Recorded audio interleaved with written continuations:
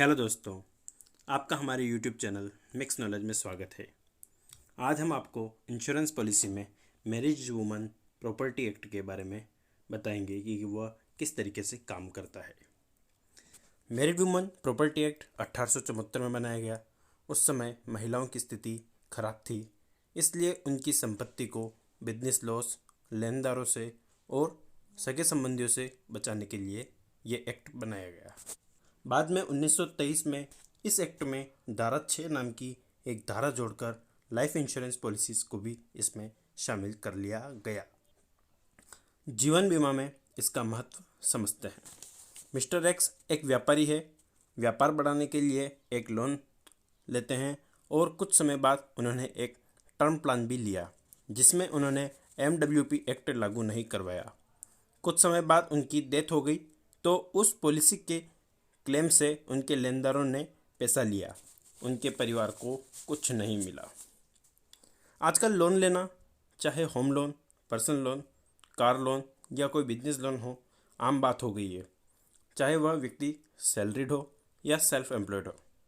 और ऐसे सिनेरियो में ये कैसे निश्चित किया जाए कि परिवार को सुरक्षा मिले। इसलिए अगर MWP एक्ट के तहत कोई पॉलिसी ली जाती है तो निश्चित रूप से पॉलिसी का भुगतान सिर्फ नॉमिनी को ही मिलेगा, चाहे उस व्यक्ति के ऊपर कोई लेनदारी या सरकारी कर की बकाया की जिम्मेदारी हो। इस एक्ट से जुड़े कुछ सवालों को समझते हैं। MWP एक्ट के अंदर कौन कौन पॉलिसी ले सकता है? कोई भी मैरिड पर्सन पॉलिसी ले सकता है जिसमें डाइवोर्सी या विधवा भी शामिल है। कोई विवाहित महिला भी पॉलिसी इस एक्ट में ले सकती है। MWP एक्ट के अंदर बेनिफिशियरी कौन कौन बन सकता है?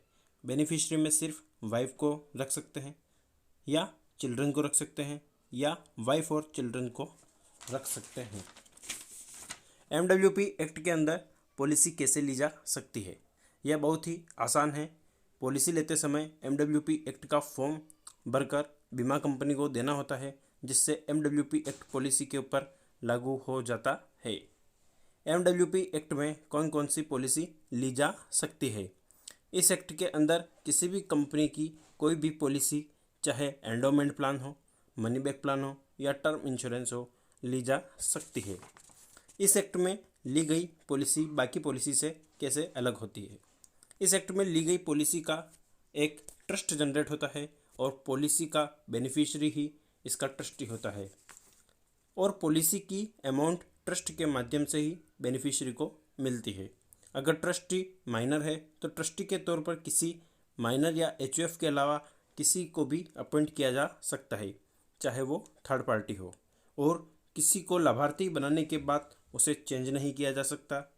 डेथ क्लेम के केस में क्लेम की राशि ट्रस्ट को दी जाएगी, जिसे कोई लेनदार या सरकार नहीं ले सकती है।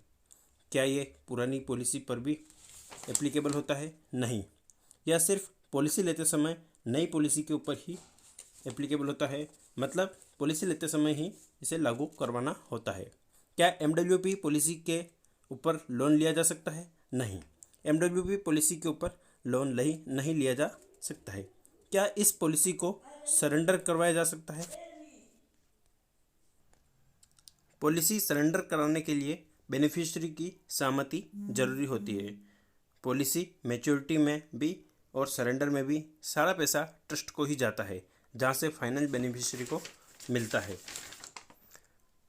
क्या लोग MWP पॉलिसी के तहत पॉलिसी नहीं लेते हैं? इसका कोई कारण है? जी हाँ, इसके दो कारण हैं। एक तो जानकारी का अभाव है, दूसरा लोग पॉलिसी को अपने कंट्रोल में ही रखना चाहते हैं।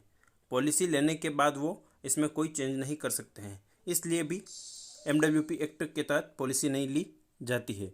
लेकिन फिर भी टर्म इंश्योरेंस को MWP एक्ट के तहत ही लेना चाहिए। धन्यवाद।